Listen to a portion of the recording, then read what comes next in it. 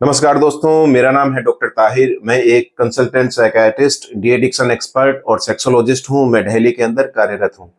दोस्तों, आज हम बात करेंगे रिट्रोग्रेड इजेकुलेशन के बारे में, यानी सेक्स के दौरान वीर्य नहीं निकलने के बारे में। दोस्तों, रिट्रोग्रेड इजेकुलेशन में क्या होता है कि इंसान को पेनिस में तनाव भी पूरा आता है, ऑर्गेज्म भी होता है, लेकिन अंत में जब वीर्य निकलने वाला होता है, जब सीमेन डिस्चार्ज होता है, तो वो नहीं होता, वीर्य निकलता नहीं है।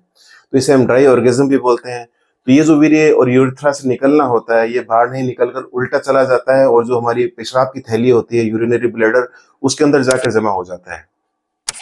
तो दोस्तों, ये काफी रेयर है, करीब 0.2 से 3% केसेस के अंदर पाया जाता है।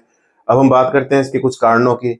दोस्तों, कुदरत ने कुछ ऐसा एनाटॉमी हमारी बॉडी की बनाई है कि जब भी हमारे हमारे वीर्य का स्खलन होता है, सीमेन डिस्चार्ज होता है, उस समय जो हमारा यूरिनरी ब्लैडर है, मूत्राशय, उसका मुंह बंद हो जाता है।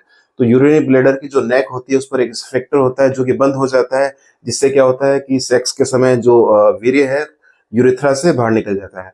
लेकिन कई बार क्या होता है, ये जो ब्लैडर नेक पर जो स्फिंक्टर है, उसकी जो मसल्स वीक हो जाती है, उसमें न्यूरोपैथी के कारण वीक हो जाती है, तो उस वजह से ये मुंह खुला रह जाता है और जो सीमेन यूरेथ्रा के थ्रू बाहर निकलना था, वो उल्टा यूरिनरी ब्लैडर के अंदर चला जाता है। तो इसके कई कारण हो सकते हैं।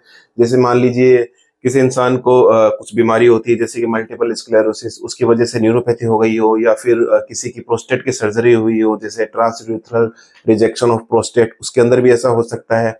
या फिर किसी के अंदर रिटोपेरिटोनियल लिम्फ नोड रिजेक्शन हुए हो टेस्टिकुलर कैंसर के लिए, उसमें भी ऐसा हो सकता है। या फिर किसी इंसान के अंदर यूरिथ्रल स्ट्रिक्चर हो, उस वजह से भी रिटोपेरिटोनियल इजेकुलेशन, रिट्रोग्रेड इजेकुलेशन हो सकता है।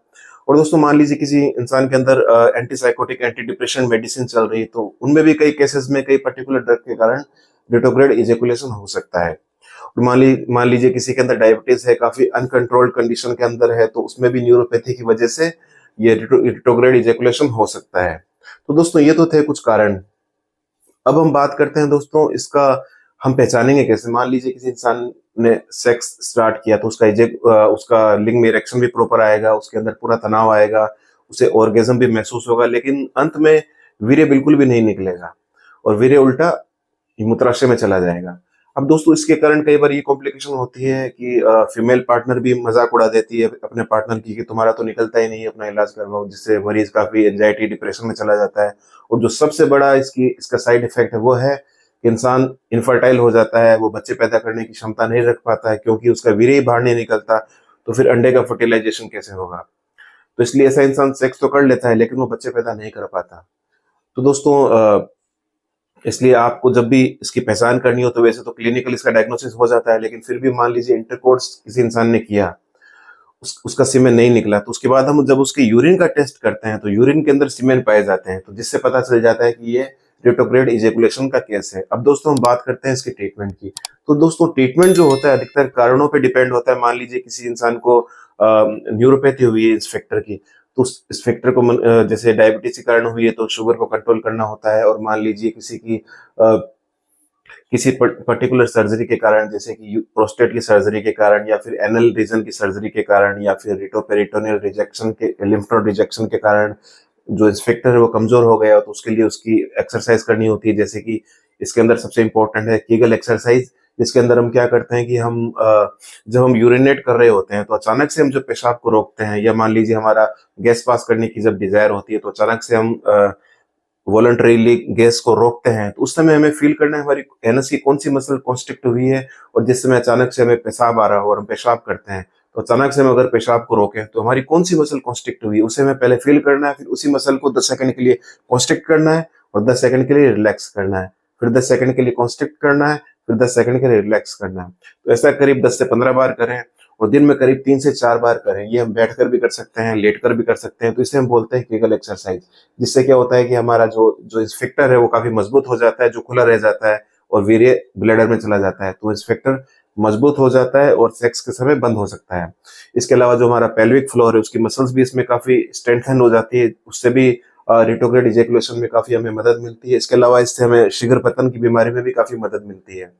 अब मान लीजिए किसी पर्टिकुलर ड्रग के कारण ये बीमारी हो रही हो, जैसे किसी में एंटी डिप्रेशन चल रहे हो या किसी में एंटीसाइकोटिक चल रहे हो, तो उसके अंदर हम क्या करते हैं कि उस पर्टिकुलर ड्रग को हम चेंज कर देते हैं, किसी दूसरी ड्रग से शिफ्ट कर देते हैं। और जैसे मान लीजिए किसी में अल्फा ब्लॉकर, टेम्सुलिन, यूरिमेक्स, प्रेजोसिन के कारण ये बीमारी हो रही हो रिट्रोग्रेड इजैकुलेशन, तो हम उस ड्रग को शिफ्ट करके किसी दूसरी ड्रग के ऊपर चेंज कर देते हैं। और दोस्तों ये तो थे कुछ दूसरे टिप्स। अब बात करते हैं इसमें ड्रग ट्रीटमेंट का कितना रोल है। तो दोस्तों ड्रग ट्रीटमेंट का इसमें काफी लिमिटेड रोल है, खासकर जब न्यूरोपैथी डायबिटीज के कारण हुई हो, मल्टीपल स्क्लेरोसिस के कारण हुई हो, या फिर स्पाइनल कॉर्ड ट्रॉमा के कारण हुई हो, उस केस में हम ड्रग्स दे सकते हैं। तो ड्रग्स के अंदर सबसे इंपॉर्टेंट है ट्राइसाइक्लिक एंटी डिप्रेशन ड्रग, जिसके अंदर हम इमिप्रामिन को देते हैं और सेक्स करने से दो घंटे पहले हमें इमिप्रामिन को देना होता है। इसके अलावा दोस्तों कुछ एंटीहिस्टामिनिक्स दे सकते हैं, जैसे क्लोरफेनिरामिन दे सकते हैं। इसके अलावा डिकंजेस्टेंट जैसे कि एफिड्रिन, फेनिलेफ्रिन को दिया जा सकता है, जिससे कि रिट्रोग्रेड इजैकुलेशन की प्रॉब्लम से हमें छुटकारा मिल सकता है। तो दोस्तों ये था रिट्रोग्रेड इजैकुलेशन या ड्राई ऑर्गेज्म की बीमारी, जिसमें जिसमें हमने बात की कि ये आखिर क्यों होता है, इसकी सिम्टम्स क्या है, हम किस प्रकार से इसे पहचान सकते हैं, किस प्रकार से इसे ट्रीट कर सकते हैं। तो दोस्तों अगर आपको या आपके किसी दोस्त को इस प्रकार की शिकायत हो कि सेक्स करते समय उसका वीर्य ही बाहर नहीं आता हो, तो एक बार उसे किसी सेक्सोलॉजिस्ट से मिलना चाहिए, किसी साइकियाट्रिस्ट से मिलना चाहिए, जो कि उसकी जांच करके देखे, क्लिनिकल हिस्ट्री लेकर देखे कि कहीं उसको रिट्रोग्रेड इजैकुलेशन तो नहीं है।